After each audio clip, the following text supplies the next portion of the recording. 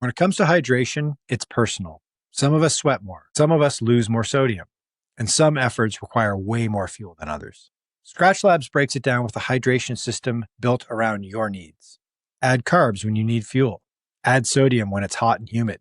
And skip the sugar when you don't need it. Start with Sport Hydration Drink Mix. Real fruit, electrolytes, and some carbs.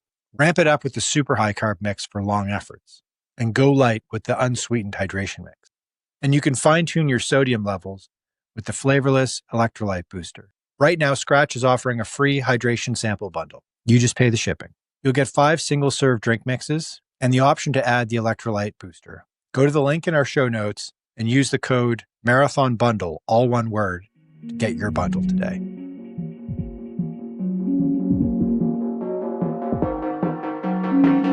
This is the Marathon Handbook podcast. I'm your host, Michael Doyle, and I am joined, as always, by my colleagues, Alex Sear and Caitlin Tossi.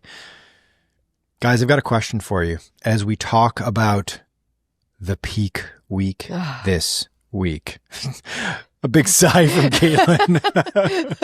Just finishing the peak week. So tired. Oh, this is good. Yeah. This is good timing. I don't know why. Maybe this is a coincidence. It feels like this is well-timed, the peak week. Mm-hmm. Perhaps because we know that, Caitlin, you just finished your peak week. Alex is getting all weird with us. Are you climbing the mountain right now? I'm in it. I have my protein beverage to show for it. Yes, we're recording this on today's Wednesday, and right? Yes. So I'm midway through my peak week. Mm-hmm. And yeah, as we just discovered before we hit the record button when Alex stood up, he is currently wearing split shorts. You are definitely peak week in it because you are just wearing your running clothes at all times. Yeah. I'm like runner 24/7 right now. I've got a question for you both. Okay. I'll turn to you first, Caitlin. Oh boy. The unprepared, no prep. Who would you say is the single most influential person in your life? Wow. How is this a segue into? Okay. Trust me, just go with it. Okay, but what if I get cheesy? My mother. Oh, okay. Well, this is unfair. Okay. The most influential person in my life. Did I have to choose someone sporty? Because we've kind of done that before. Yeah. Okay. Yes. A sports hero. There we go. Your mother. That's just brutal. Okay. Give me an easier segue than that. Yeah, exactly. Sports I was like hero. thinking about kind of life outlooks and stuff. What's that? Besides your mother and Tom Brady, who is the most Tom Brady. Okay, who's definitely Tom Brady? Who is the most influential running figure in your life? Oh, well, I think that's an easy one. We all know that's Courtney for me. I mean, Courtney Dauwalter. Yeah, Courtney Dauwalter. I mean, there's no one who I admire more, and it's not just because, that she's the ultra trail goat, and she's, as of right now, maybe fighting with Katie Scheid, will be there one day for the best ultra runner of all time. But she is just an inspiration to everyone, and also her humility is what I love most about her. So I'd say she inspires me to be always that sort of trail runner in every way. Kind of skill and personality. Sierra, besides Caitlin and I, who inspires you? I need to, I need to think when about you're going that. out for that run. He would have chosen me. No, I'm just kidding. I mean, look, if it gets me to run 8 hours a day on a Saturday, if I ever have that aspiration, Caitlin, you'll be my gal. Yeah. It has to be a runner. A running figure. You know what? Yeah. You know what? I've never talked about this person in this way. I've met this person a couple times. If he'd listened to this, he'd probably be like, "Oh, I'm going to name Cam Levins." Okay. Cam Levins. Really? Yeah, that's nice. You know why? He's the current North American marathon record holder. He's a Canadian. He's run 2:05, and Cam is to running, in my mind, what a Sidney Crosby is to hockey, what a Tiger Woods is to golf, the consummate professional. Hmm. The person who's dared to tweak every single thing about their lives to excel at their craft. And I know that I'm not that. If I were that, I would also be a 2:05 marathoner. But I admire it because it's like a blueprint for me. Like when I have an internal debate about whether or not I should get my double done or if I should do my strength workout, I actually have this voice. It's like, if I were Cam Levins, what would I do? You'd run 3 times in a day. I would run 3 times in a day. And you know what? Like Cam is well known for his like crazy mileage and he triples, and I don't think I ever want to triple. So this is not a like, I want to be like Cam Levins because I don't know if I have the discipline, but it's kind of like, he's kind of like my conscience in a way. I've talked to this guy like twice in my life and he's become my conscience. Something tells me that Cam Levins, apart from that comp, has very little in common with Tiger Woods, if you know what I mean. Which is might be a compliment to Cam. Possibly yes. Yeah. Possibly yes. Yeah, Tiger Woods could learn a thing or two from the lifestyle choices of Cameron Levins. Likely so. I'm here to tell you guys that you're both wrong. What do you mean wrong? Yes. I thought this After was all a of that? subjective question. It's not Courtney. I appreciate your story times. It's not Courtney. It's not Cam. The single most influential person on all of our running lives is in fact a milkman from New Zealand in the 1950s. named Arthur Lydiard. Nice. Bravo. Nice one. Up for that Nice segue. one, Landed Michael. the plane after going way off track. Way Good. off Okay. track. I don't know Okay. where we're going there with that one because we're talking about the peak week this week. So, modern distance running training. This is really for anything from, I mean, Alex, you're a 1,500 meter guy in college, a miler. This affects miler training all the way up to ultra marathon training. Really, it's just the modern concept of how to structure a training cycle, or what we like to call in the coaching world, in the science world, a macro cycle, right? So like right now, if you're listening to us and you're training for, say, a marathon or a half marathon, or Caitlin and you're insane and you're training for a 100 miler, we're all kind of doing the same thing philosophically, scientifically. We're all doing this, let's call it usually like a 20 to 14 week, usually around a 16-week training build, where we're building what's called mesocycles. So we're doing these like blocks of like usually 3 to 5, like 5-week, 4-week blocks of training where you go up and down in both volume, both like how much you're running each week, each day, and then also how much you're stressing your body. This was not always the case. Alex, before this milkman came along, how did people run? There are wild stories. Anything like before the 1960s makes a current runner, especially like a younger runner of today, like read in disbelief and shake their heads. And I think the main example of that is not the fact that a lot of runners smoked like a pack a day, because that's what everybody just did back then without knowing that there might be a link. You know, why would the cigarettes affect my running? Those are two completely different things. But I think even more curious and more wild to today's standards was the sheer level of intensity inside of people's training. So you have these stories of runners of the Roger Bannister era, if not for Roger Bannister himself, the first man to break the 4-minute mile, who would just go to the track, hammer a bunch of 400-meter repeats, go home, and then repeat the next day, and then just do that. Like that was running. Like we're runners. Every day we go to the track and we hammer 400s. It was the idea that more is just better. The more hard work you can get done, the better it is for you. And now fast forward to today, there's still kind of that stuff around. Like how much threshold running can we get inside of a week? But of course, those things are separated by strategically placed easy days, sometimes a few easy days, and sometimes easy weeks. So I think that's like probably the weirdest thing from that era is like the intensity at times was just unchecked before our friend came along. Wasn't this what you did, Michael, in college? Your 10K a day as fast as you possibly can? God damn it. I was as Alex was saying, Give that, him I a was break. It was the 50s. I'm like idiot Bannister.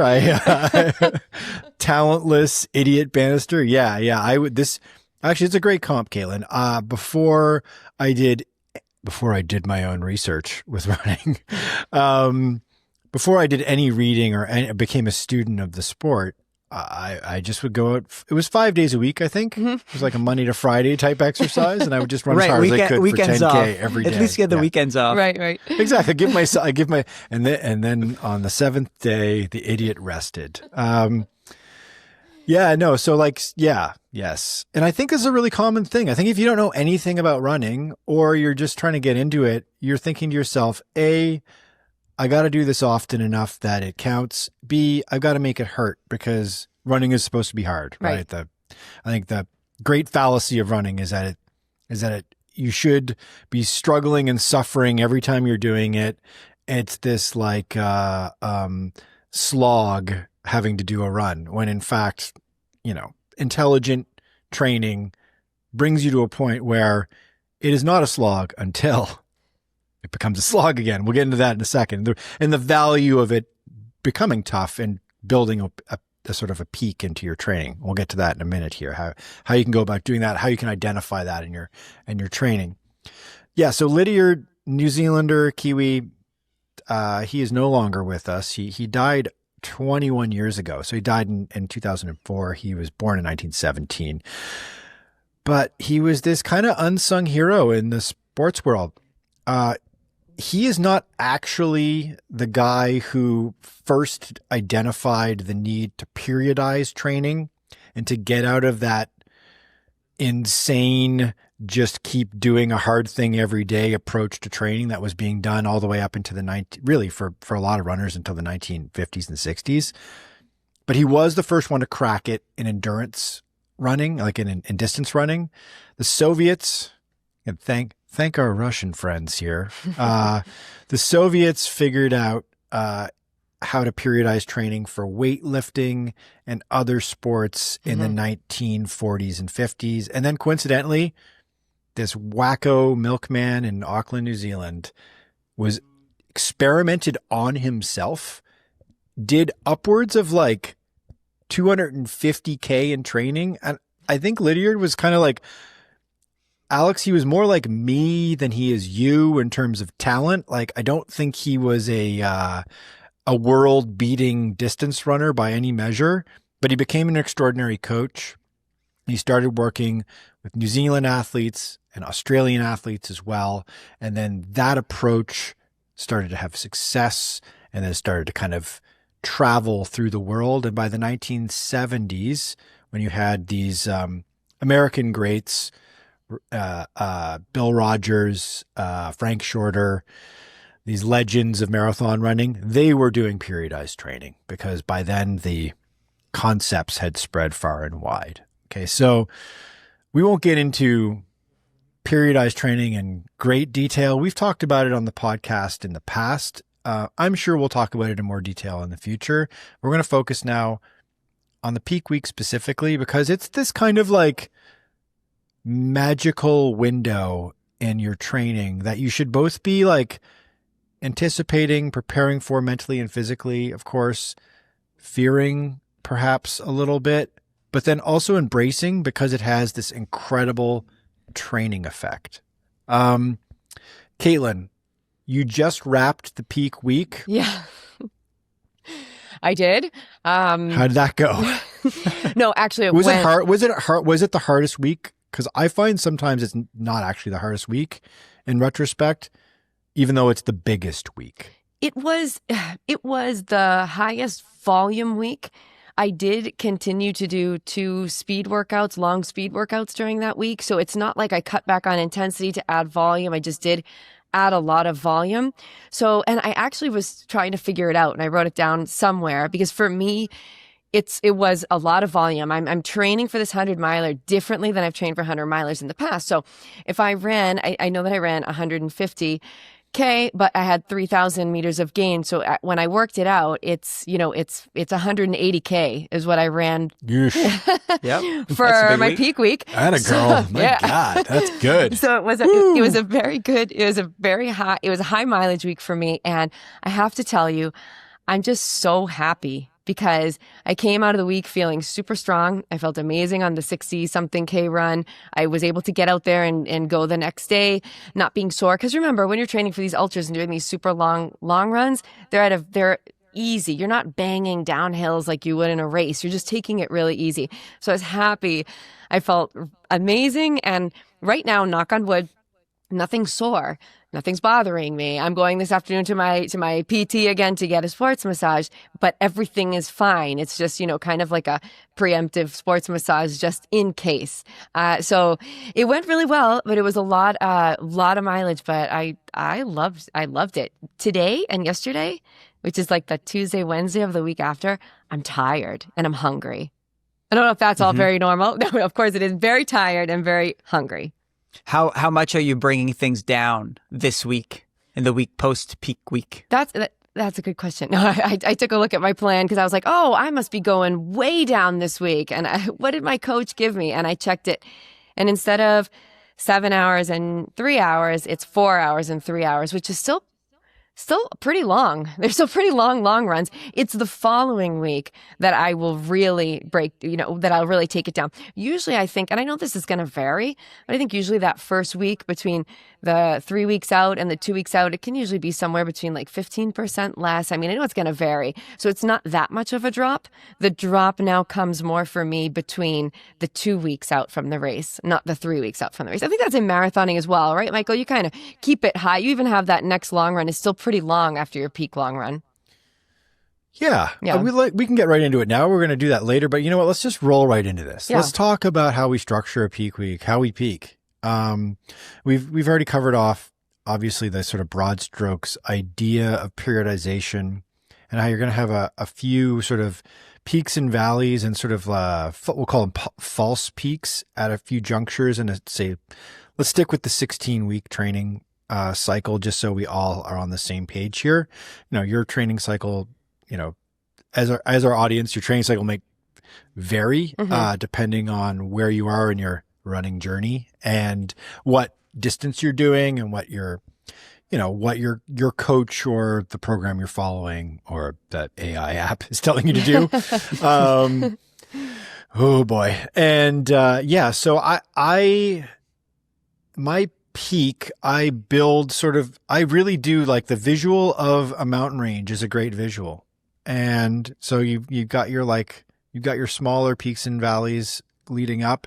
And then I go up, like I'd say I do a 2-week taper, more or less, 14-ish days. So then backtrack from that. And then I'm coming down off the mountain that third week. So it would be 4 weeks out would be my peak week. Okay. I've played with 4 weeks out, 5 weeks out, but it's usually around 4 weeks out. And then that sub peak when you're coming down off the side is not dramatic. Right. I'm not falling off a cliff and going right into a very dramatic 3-week taper. I'm going a step down. I'm still doing like a 20-mile long run. Right. That third week out. And then 2 weeks out, I'm running usually 30K. Just straight, with no marathon pace, intensity. no pickups, no intensity at all. And then the 2-week taper after that, where you maintain some intensity in the taper. You do a workout in the taper, but in the taper, I cut it right down to like a 20 or 21K run the week before the big dance. Sear, you're doing a half marathon. What's your taper structure look like, more or less? So I go week by week with the coach, but I've had a couple of these builds now, so now I know what's coming. So the big difference between a half marathon build and a marathon build, at least the way I do them, is I tend to race more in a half marathon build. I know a lot of people, what they do is that they build for the marathon and that's their only race. I don't recommend that. Some people, that's what they do. I tend to race 2 or 3 times before my big race. And so my seasons, my macro cycles, usually consist of something like 16 weeks with all of my races built into the last half of that, or even the last 6 weeks of that. I get into a racing season. Like the second part of my season feels like the racing season. When I get to that point, my racing weeks are a little bit softer, and then my weeks in between, I take advantage and put in a bit more training. So if it's a let's call it a mountain range, peak valley, peak valley, peak valley. And before that oscillation, I'll have my big block, my peak week usually being the week before my first race. Now, this is all rough. It changes a little bit from season to season, but that's what's happening this year. So this year, it's a 14-week build. Actually, it's a little bit shorter. On week 10 is my first race. I only have 2 races this year, actually. Okay. Week 10 is my first race. That's going to be next week. And so this week, week 9, is my biggest week. That's my peak week. Okay. And a peak week for me will consist of about 125 kilometers. So we're not that high in mileage compared to, I think, a lot of other people at my level. I've had trouble keeping health at higher mileage weeks. Yep. I compensate for it at intensity. So a big characteristic of the peak week for me is 3 workouts. Like, for example, this week I'll have a pretty rigorous hill workout between 2 long threshold workouts, one being 6 times 6 minutes. So that's 36 minutes of threshold. It's meaty enough. And then the second threshold workout is just 35 minutes of straight threshold running, which is essentially more So than half brutal. of my whole half marathon race. Yeah, it's tough. It's tough. So yeah, that's the characteristic. I don't go insanely high on mileage. And so that's where Cam Levins and I certainly differ. I might do half the mileage that he does, but the intensity dials up. And so that's the main thing that makes it a peak week for me.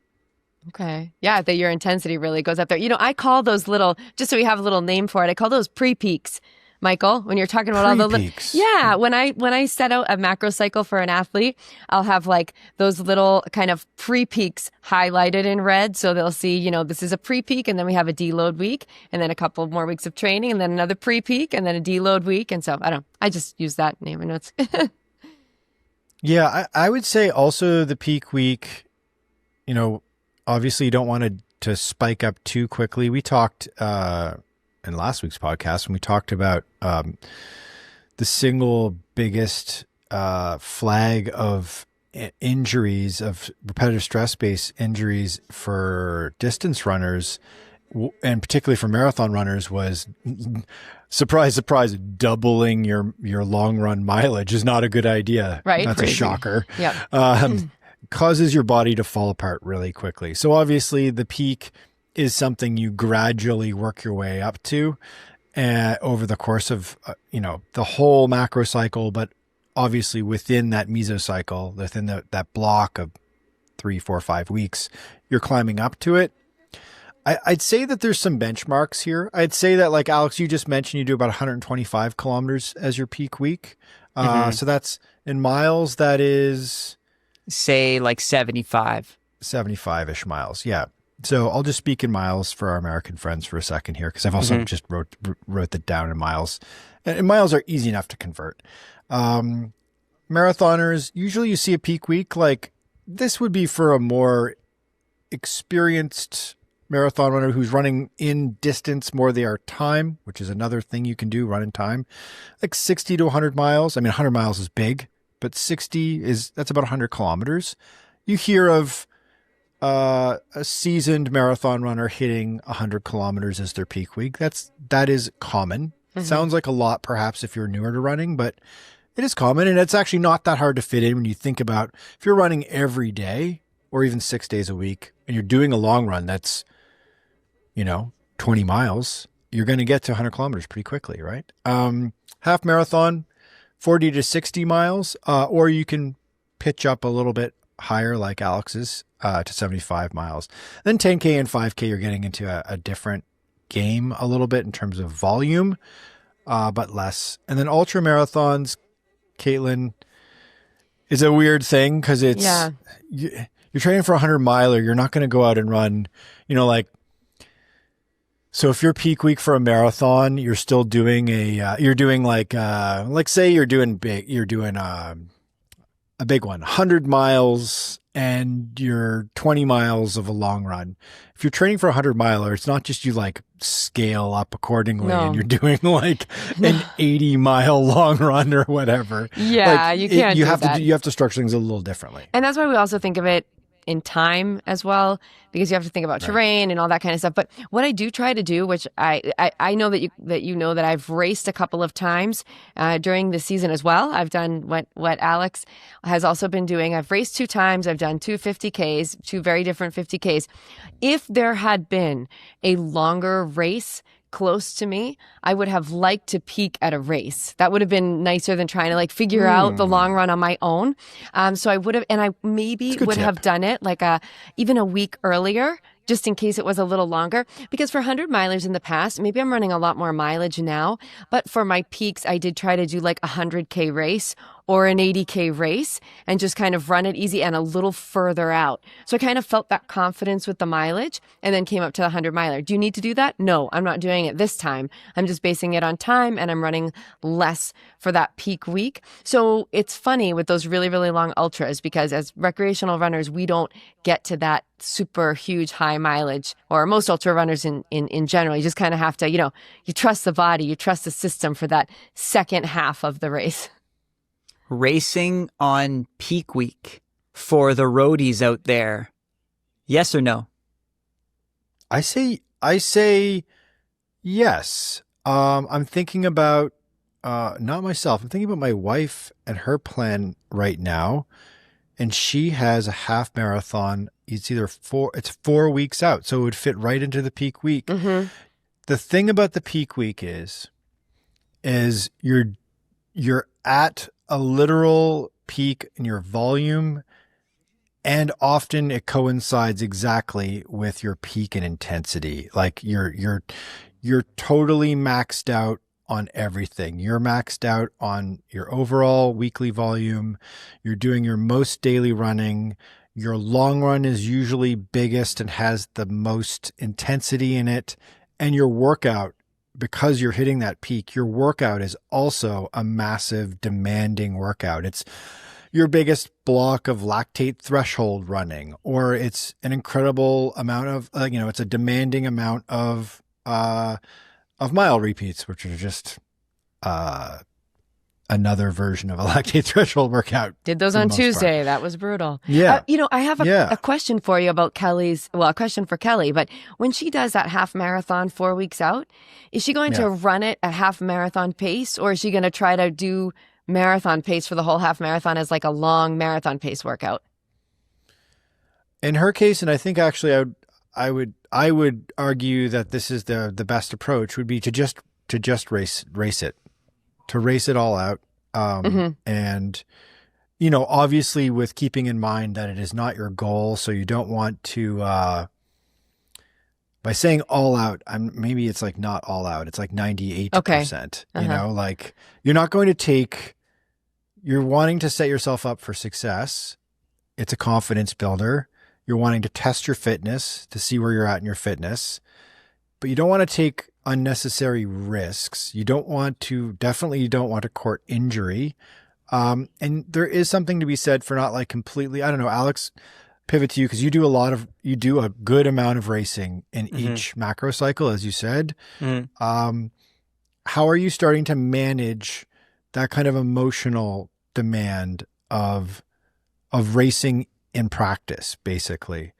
Because I think it is actually not a good idea to just go out and try to like marathon pace a half marathon if you're trying to get feedback about like where you're at fitness wise. So stay with me here. Okay. I think it is more emotionally taxing to not go all out in a race than to hold back in a race. Oh, interesting. Okay. So I used to think that doing a race and like, we called it tempoing it. Or here's that word again. Like I'm tempoing it. I'm just going to take it easy. I'm going to see how I feel. I'm not going to push it too much. 85%. I used to dabble with that in college. So I was in a conference in Eastern Canada that, when I was there, our team was by far the strongest. And so there wasn't much competition. It was more so amongst ourselves. So we tried to game it a little bit to take the races somewhat easy during the season so that we could peak during the championship phases. And I think that was well-intentioned, but what would usually happen would be that we would get to some random race in the middle of October with about 6 weeks to go left in the year and tell ourselves, we're going to take it easy. And then here comes some athlete from another team who's having a good day and is challenging us.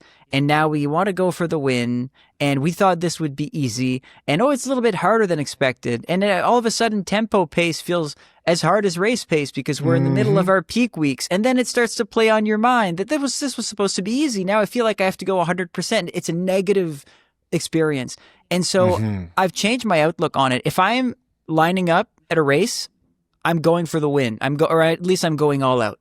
I'm going to try to run as hard as I can because I struggle to manage the alternative. Now, the flip side to that is I know that about myself, and so I'm not going to go and do a race a week before my peak race. I'm going to give myself time and distance between my last exhibition race and my actual race. And then also, it's so much more valuable to me to know how I respond in a maximal effort and have that as a precedent by the time that I get to my main race than it is to have a bunch of tempo efforts and feeling rested getting into my main race and not having tested myself in the hardest of times and periods, which is you're 3/4 done or you're 2/3 done. Things are really hard. You're pushing at race effort, which you haven't quite done all year. How are you going to react? At that point, I need my precedent. I need that little voice in my head saying, hey, you did this 4 weeks ago and it was okay. You can do it again. And also I think you're hitting on something here. It's kind of like pivoting from the physiological to the psychological for a second, because I think the peak week and everything it entails is a valuable psychological exercise for you as well. As you said, Alex, it all should be aimed at creating this incredible amount of confidence and self-awareness and preparedness when you go into that goal race, right? Totally.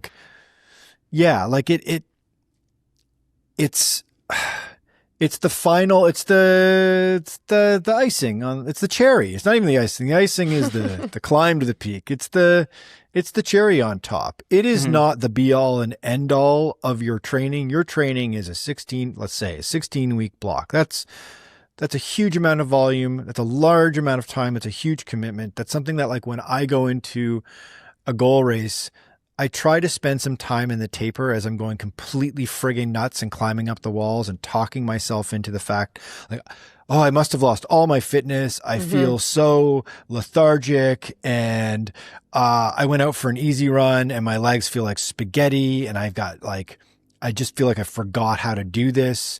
That's all psychological. When in fact you could go back.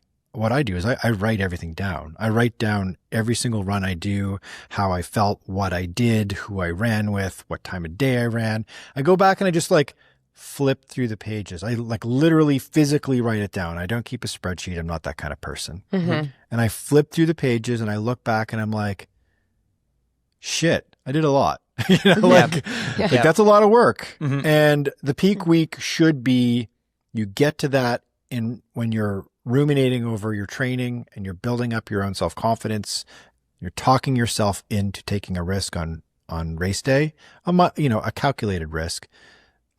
You look at that peak week and it's just this thing of beauty where you're like, I did maximum volume. I hit the volume plan that I wanted to hit for that week, got the big number, and then also did these really nice workouts, and I was able to do maximum volume and hit really nice big numbers for me in my workouts and in my long run that I'm really proud of. And then you can reflect on that. And if you happen to have a race in there, you don't have to have a race in there, but if you happen to have a race in there and you're able to execute well and run a strong race and be strong and consistent throughout and know yourself and hit your paces and execute on your paces when it got hard and work through and we always talk about problem solving, right? Problem solve your way through that last quarter of the race and have success.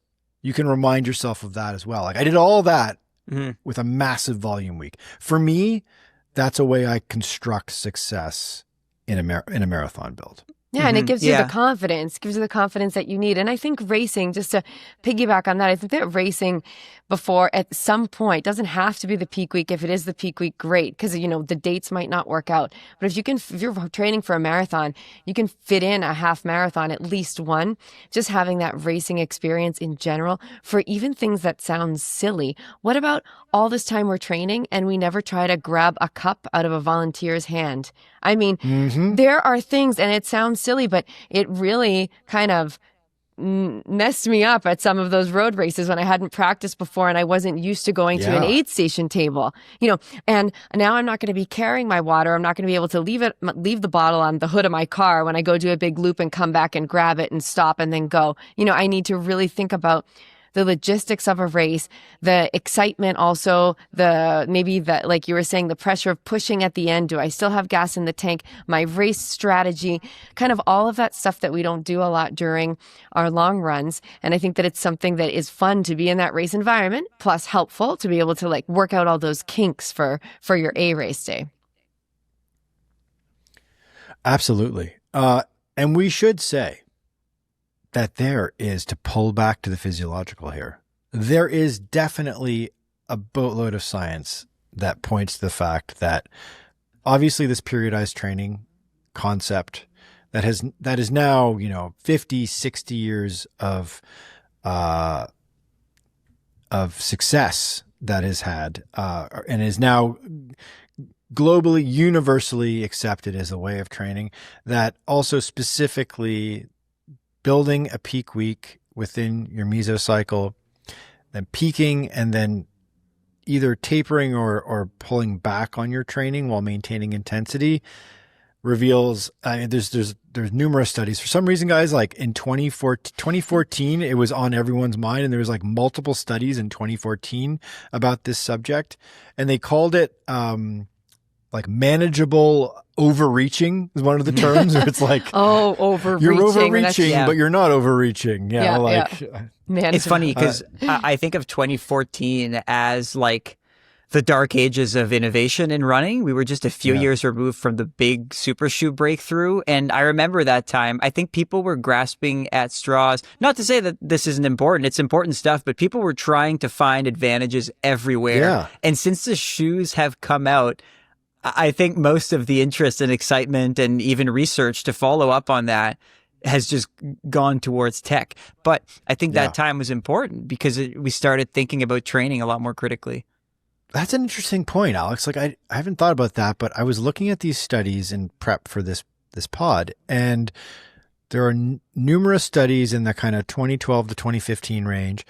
That's also probably when Nike was first developing the super shoe, was in that range, because we started to, in retrospect, we now realize that it was popping up in the wild in 2015, 16 without anyone knowing. Sneaky Nike. But that 2014, there was sort of like, I would say, peak beetroot hysteria. Okay. People were really into like just chugging beetroot juice in order to get some sort of nitrite conversion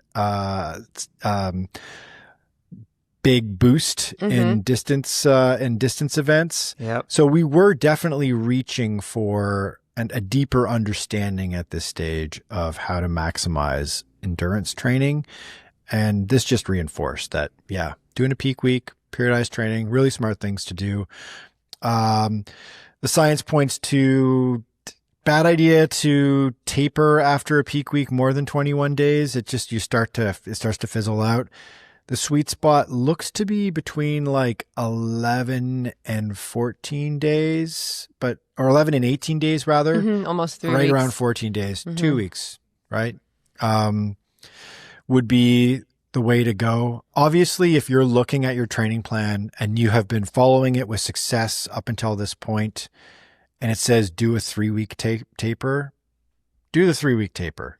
Figure out what works for you. Trust Trust in your training plan, especially if you're currently having success with it. I've always been more of a 2-week training taper person. I tried 10 days a few times, and that actually worked. It's just you got to really take the taper seriously and be very careful about sleep and nutrition and hydration, which you should be anyway. Which, by the way, to me are also staples to the peak week. Big time. I've bowed out of a season in peak week before, 3 years ago. My body just fell apart. I couldn't deal with the training anymore. I had a small niggle become a big injury. And looking back, I think the issue was I wasn't dialed in on my sleep. This year, I'm trying to it's nothing crazy. Just get my sleep every night. Try to get to bed before midnight. Try to sleep in when I can in the mornings. Try to have my little protein after my runs. Try to have regular meals. Like other than like the protein supplement I take, everything I do is actually quite standard. And I guess now everyone's taking a protein supplement, so that's pretty standard too. But those like just basic good living, I guess, to me is a must in your peak week. Wait a minute. Yes. Do both of you do you nap? Are you guys nappers? I wish I had time. Yeah, I don't nap. No, I wish I don't had nap. time as well. Yeah, if I had time, I could nap. I'm one of those people who could literally fall asleep for an hour or do like a 20-minute power nap and wake back up and continue to what I just don't have time day to day to do it. I think dear listener, viewer, if you have time to take an afternoon nap, do it. Oh yeah. There's if you can do there's it, a lot do it. of science that says the afternoon nap is a really good idea. I don't have a way to fit it into my day right now. Yeah. I wish I did. I'd love to. I think back to my biggest mileage macro cycles. You know, we're going back into the before times, the before kid days. I definitely did nap in the peak weeks and like in the climb to the peak weeks and in the peak week at that stage. And I was doing a lot of doubling and things like that. So I felt like I kind of had to. I had to, of course. I had to nap. But that was a different time, different career demands, the whole bit. So, All right. One last thing that I would recommend. This is something I thought about a lot, and I've had to even be careful with myself. I don't know if either of you have experienced this, but when everything's going well and you're healthy and you're starting to pile on and you're climbing up to the peak and you're adding volume and you get to that peak week and it's a big number and you're really excited and you're like, I can't believe I've got to this plateau. This is crazy. You start to maybe talk yourself into doing more. Where you're like, oh, I thought you were going if I another ran way. a couple more K today and I added that up, I could be doing this big fat number at the end of the week. I thought you were slippery going slope. another way with this, which I'll elaborate in a second. But yeah, I used to play the numbers game. When I first got into Strava, I'll out myself back in around 2017. Listen, I was 22 years old, and so brain not fully formed. And I liked the game, the chase. Like, oh my God, can I make it to... I'm at 116. Let's make it to 120. My roommates and I would sometimes do like a little Sunday night run to get up on our even numbers. To top it off. Because Insane behavior. Don't do this stuff at home. No. It means nothing. I was on a call actually with a friend last night. I won't out her because she's just starting out with running, and her question was quite earnest. She wanted to know if there was much of a difference between her long run of last week, 25K, and of next week, 27K. And right, it was like, well, you know, does it matter to do those other 2Ks? And it was good to like talk it through because it reminded myself too that like, oh right, sometimes on my schedule, and my schedule is on minutes more so, but on my schedule it's like, I should probably do 24K today, and I end up just doing 23. Then you feel like maybe, but those last little percentage points, they're kind of nothing, right? They're kind of nothing at the end. 119K versus 120 on the week, 25 versus 27. The gains to be made in those last little percentage points are mostly mental. Also, I think this friend listens to the pod, so shout out to you. You know who you are. Yeah, I think I haven't really been a big numbers person because since I'm usually doing trail running, it's usually time-based and the numbers don't look great. Because if you're an outsider looking in, you don't maybe pay attention to the fact that I do have some people that do, because they actually write me and they comment and they're like, holy smokes, you did, 12,000 feet of gain, during this long run. But most people don't pay attention to that. So they're looking at just the numbers. But I always kind of myself know that I take my numbers plus the elevation gain. And so it's a lot different than what it appears. So I haven't been one of those people. I actually have some friends and they're hilarious and they're runners as well. And I will on purpose leave a run at 14.99K or 97K and shut off the watch and then leave it and let it upload. So they just write me and just rip on me as to why I didn't do the 15K. It's its own kind of flex. Just leaving it on the table. I'll just leave it there so it doesn't say 15 and drive a ton of people crazy. So I actually haven't really been like that about the big number. But I think it's also because of the type of running I do. It's a little different, I guess. Yeah, it definitely cuts both sides. I think your points are really important for everyone everyone who's listening, everyone's watching, ourselves included, to remind ourselves of this, is that you should be careful and ward off the desire to have peak week hero syndrome, where you're just I feel amazing. Nothing can stop me. Why not do 10% more and just below my previous weekly peak out of the water completely, and do the big bow on Strava where I'm look at me, look how much I ran this week. That's a bad idea. Stick to the plan. And then the flip, I'd say, is, yeah, Alex, I agree with you that 1K to go from 119 kilometers a week to 120 kilometers a week is inconsequential and will not affect your performance ability, your performance in the long run. It will not add anything by doing that 1 kilometer. But I will say that the flip is, if you're cutting corners all the time, that will add up over the course of a season, right? And you're talking yourself out of things all the time. That's not a good idea. And that's where I thought you were going when you brought up that one last thing. Let me introduce one last thing. And it's the reverse of being the peak week hero. It's this thing we call licensing. It's it's a psychological effect or phenomenon that when you do something really good or you've accomplished something huge, you let yourself off the hook in other parts of your life. It's kind of oh, I've done this and so I deserve this. And while we should all treat ourselves for training like animals every now and then, remember, stay dialed in peak week. Your body is close to the edge when you're doing this. So take care of the little things, like I just said. And it's important to keep it in mind, because you might actually get that urge of I ran so much this week, I don't need to go do my weights. This has been enough. Yep. Stay on your strength if you're already doing strength. That's your maintenance work. Or I ran so much this week, I can afford a couple extra drinks tonight. Maybe get your sleep. Your sleep's important right now. Try to stay dialed in. Especially important. Right. Yeah. Maybe if treat yourself, that's great. If you want to have those drinks, maybe wait till the next week when things are a little bit more chill, when you have more time to recover. Do that. But in your peak week, no licensing. It's meant to be hard. It might suck for a couple days. Embrace the suck and get through it. Absolutely. I love it. That's actually great. That's great advice. Licensing. It's a great thing to think about.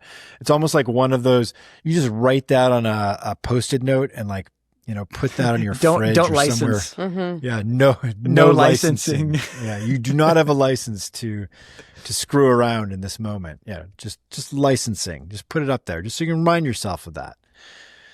Okay, gang.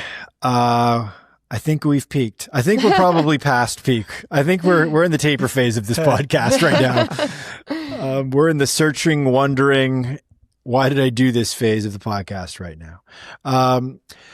All right. So this podcast is coming out on Thursday. We've actually, you're deep in the podcast now. We can let you in on a secret. Here's the secret. It's my fault.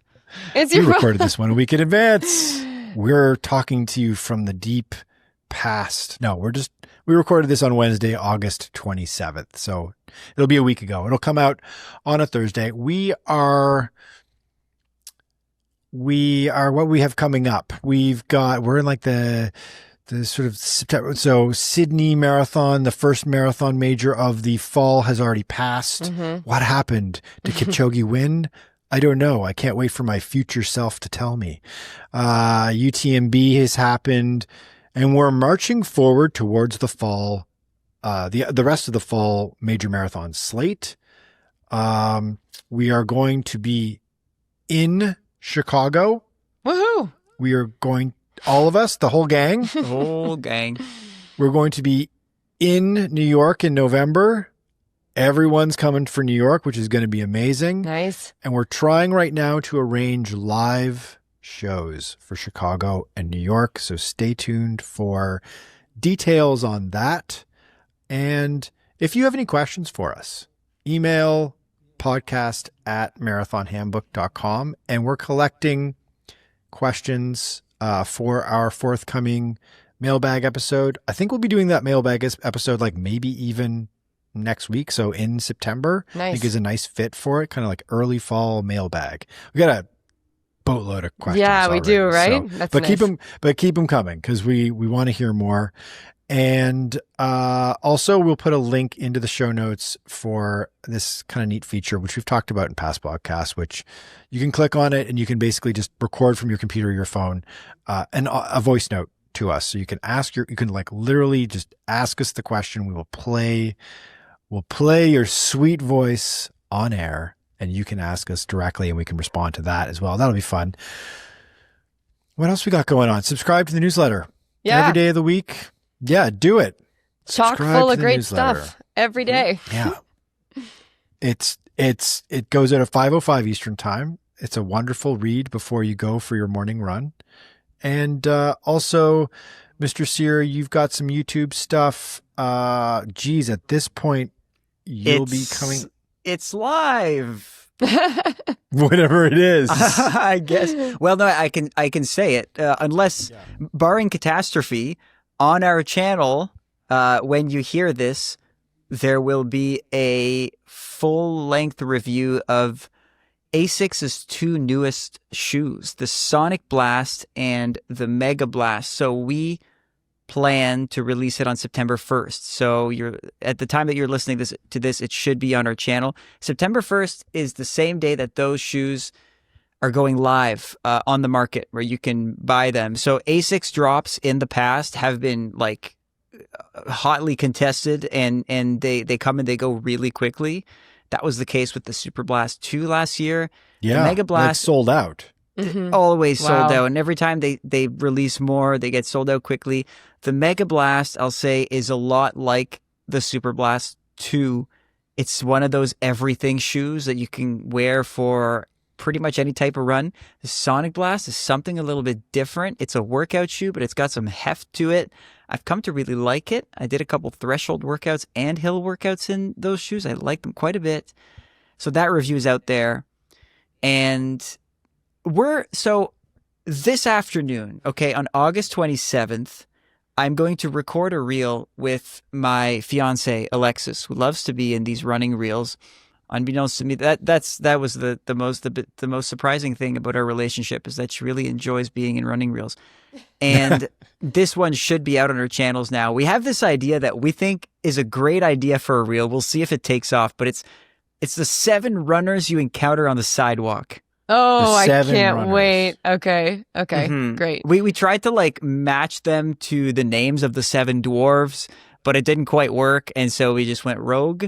So that should be out. I don't know. What do you guys? Because it's not out yet. Do you guys think a reel like that will take off? And also, give me one runner that you'll encounter on the sidewalk. Think archetypes.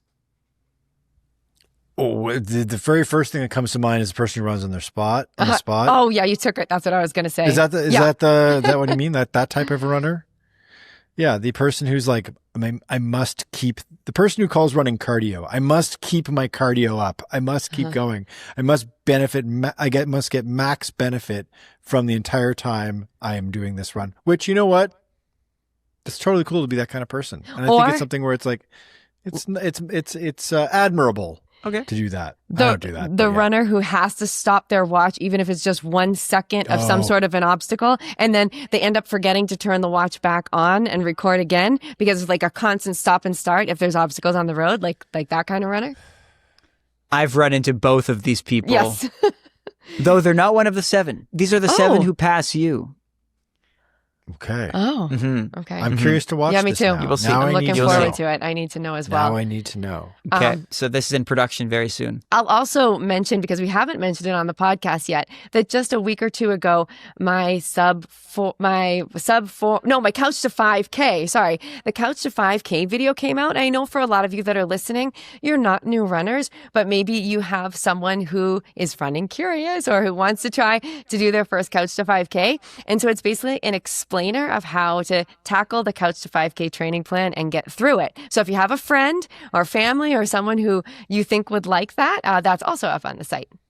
It was playing in the background at home, and the next morning, Alexis woke up and she did a 5K, which is not so common behavior, and she claimed she wasn't listening to it, but I don't know. Never underestimate the power of subliminals, ladies and gentlemen. If there's someone in your life that you want to see running, just play it nice and soft in the Okay. background. I love that idea. It's a good idea. Indoctrination into our cult. I love this idea. Yes, this is you've got a loved one that you want to like trick into running. Just slide that link over. Charming Caitlin will get them off the sofa and running a 5K in no time at all. And we've got more of these coming as well. There's like a whole series that we are doing right now. Yeah. That you're piloting, Caitlin, and they're amazing. So we're going to keep doing more of that. We're going to hit the big benchmark times. You did the sub 4 hour marathon about a month ago, which was great. And we'll do some of these big round number goal times, as well as I think we're going to start getting into some of the details of training as well down the road. But we're going to build a whole library of this stuff on our YouTube channel. So make sure you subscribe to our YouTube channel as well. All right, gang. All right. Until next week. Till next week.